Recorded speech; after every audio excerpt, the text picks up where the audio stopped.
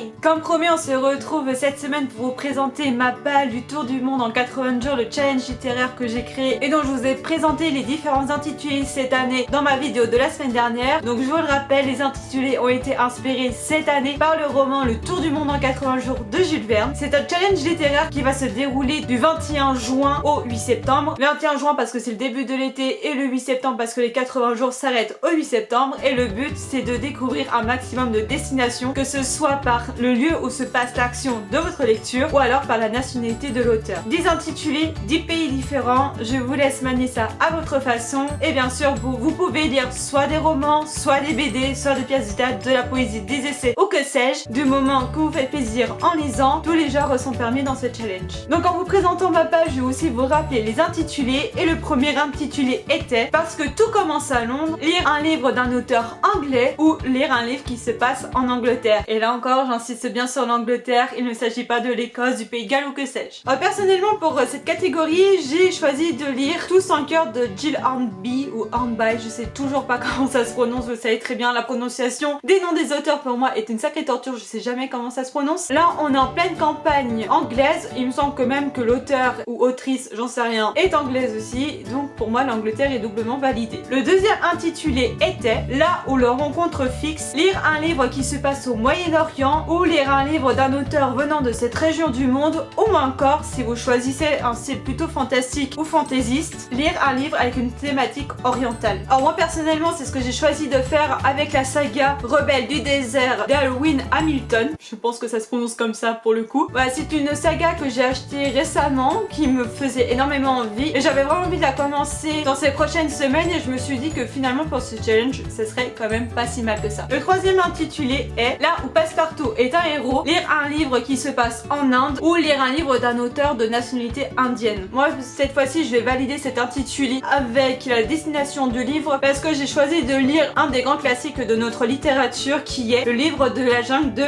Rudyard Kipling, qui est un des livres classiques que tout le monde connaît, tout le monde a au moins entendu parler, disons, grâce aux adaptations cinématographiques. Ça fait longtemps que je me dis il faudrait que je lise ce livre et j'espère que cet été vraiment que je vais pouvoir et l'acheter et le lire, ça serait vraiment pas mal. Intitulé numéro 4, Jusqu'aux terres du soleil levant, et là je vous laisser le choix de la Chine ou du Japon avec un livre qui se passe soit en Chine, soit au Japon, ou alors d'un auteur soit de nationalité chinoise, soit de nationalité japonaise. Donc là encore, à vous de décider si vous êtes plus familier du Japon ou de la Chine. Et pour ma part, je vais continuer la saga du parfum de Katsu avec le tome 2 qui s'appelle Le courage de l'hirondelle par Claire Volange, qui est une autrice française, mais l'histoire se passe au Japon. J'avais lu le tome 1 dans le challenge de l'année dernière. Cette fois-ci, je vais lire les tomes 2, je vais en profiter. C'est un roman historique qui se passe au Japon et honnêtement, j'avais juste une hâte l'année dernière. C'était de connaître la suite de cette histoire, donc j'espère que ça ne va pas me décevoir. Intitulé numéro 5, À toute vitesse à travers les États-Unis, lire un livre qui se passe aux États-Unis ou lire un livre de nationalité américaine. Donc moi, j'ai profité de cet intitulé pour continuer ma saga d'un palais d'épines et de roses, donc dont l'autrice est américaine. Alors je sais pas si je relirai le premier tome ou si je vais directement continuer avec le deuxième tome, je ne sais pas. Pour l'instant, je me fixe l'objectif du deuxième tome et après on verra ce que ça va donner cet été parce que j'ai vraiment envie de terminer cette saga. L'intitulé numéro 6 est Parce que la dernière étape se joue en Irlande, lire un livre d'un auteur irlandais ou lire un livre qui se passe en Irlande. Alors moi personnellement, j'avais beaucoup hésité entre Beckett et Oscar Wilde. Je pense que ce sont les deux auteurs irlandais que tout le monde connaît, enfin en tout cas j'espère. Enfin ce que je veux dire, c'est que j'espère que vous en avez entendu parler. J'ai finalement jeté mon dévolu sur le portrait de Dorian Gray d'Oscar Wilde. Là c'est pareil, ça fait partie d'un des plus grands classiques de la littérature. J'espère vraiment avoir le temps de lire cet été et pourquoi pas vous faire aussi une vidéo à la découverte d'Oscar Wilde qui a quand même eu une vie assez tumultueuse et dont j'adore souvent la plume d'ailleurs. Moi j'avais découvert Oscar Wilde plus jeune avec Le fantôme de Canterville et franchement je me rappelle avoir un très bon souvenir de l'auteur et j'espère en avoir toujours une aussi bonne impression avec le portrait de Dorian Gray. Donc intitulé numéro 7, Parce que nos personnages sont en voyage, lire un livre où les personnages partent en voyage ou lire un livre d'aventure. Donc là encore, c'est soit par la nationalité de l'auteur ou par la destination de votre livre. Moi pour cette question, je pense que ça sera plus facile de faire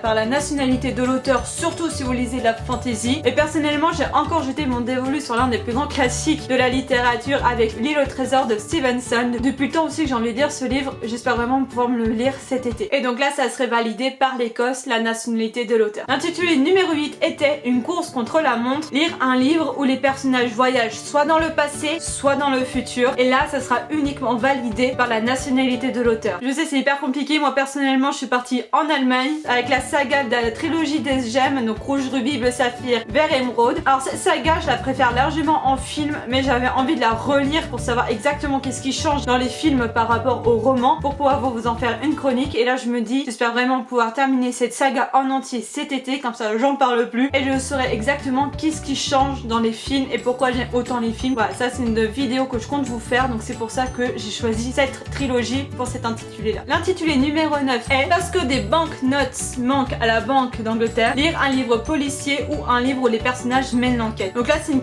catégorie assez large que vous pouvez valider soit par la nationalité de l'auteur, soit par la destination de votre livre. Assez large parce que si vous n'êtes pas familier des romans policiers, vous pouvez tout simplement choisir un livre où un personnage mène l'enquête. Ça peut être une enquête familiale, ça peut être une quête de soi aussi. Mais moi je suis restée vraiment dans le roman policier, à là encore avec un grand classique que j'espère vraiment avoir l'opportunité de lire cet été, Le Crime de l'Orient Express d'Agatha Christie. Oui, je l'ai toujours pas lu, j'ai vu les films, j'ai toujours pas lu ce roman, faudrait vraiment que je m'y mette. Et pour moi là c'est validé avec la Turquie parce que sauf erreur de ma part, il me semble que l'action se passe autour d'Istanbul ou quelque chose comme ça, bah là où passe l'Orient Express en fait tout simplement. Donc pour moi là ça serait validé avec la Turquie par le lieu où se passe l'action. J'espère vraiment que ça sera validé par là-dessus et que je me suis pas trompée. N'hésitez pas à me le dire dans les commentaires si j'ai carrément tout faux. Enfin l'intitulé numéro 10 était Français comme passe-partout, lire un livre d'un auteur français et là ça sera validé uniquement par la nationalité de l'auteur. Et si vous voulez vous donner encore plus de challenge, n'hésitez pas à découvrir un auteur français que vous ne connaissez pas encore. Et moi pour cet intitulé j'ai choisi de lire Au cœur des forêts de Clément Signol, donc qui est un livre qui se passe en pleine forêt dans une exploitation forestière et qui a une histoire familiale je crois dedans. Je vais vraiment avoir le temps de le lire cet été, vraiment. Voilà, c'était tout pour cette présentation de page, j'espère que ça vous aura un petit peu inspiré. Si vous étiez en panne d'inspiration, vous pouvez partager vos pales avec moi aussi, ça me ferait vraiment plaisir si vous avez décidé de participer à ce challenge. J'essaierai d'être active également sur le compte Instagram que je vais vous mettre en barre d'informations. J'ai vraiment essayé d'être active cet été, je vais vraiment essayer parce que l'année dernière c'était une catastrophe. J'espère que ce début d'été se passe vraiment bien pour vous et moi je vous dis à la prochaine, certainement pour une chronique zoom sur ce fameux roman du Tour du monde en 80 jours de Jules Verne. Tchuss!